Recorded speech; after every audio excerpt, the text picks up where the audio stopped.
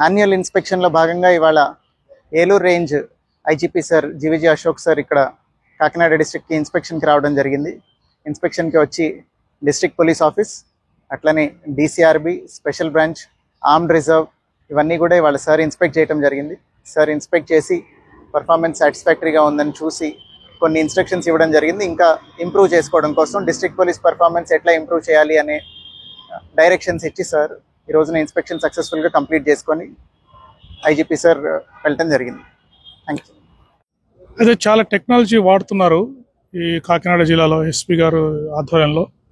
ఈ డ్రోన్స్ కానీ, ఈ సీసీ కెమెరాస్ కానీ, దాదాపు జిల్లాలో ఒక 4,000 నుంచి 5,000 సీసీ కెమెరాస్ వారు కొత్తగా పెట్టడం జరిగింది.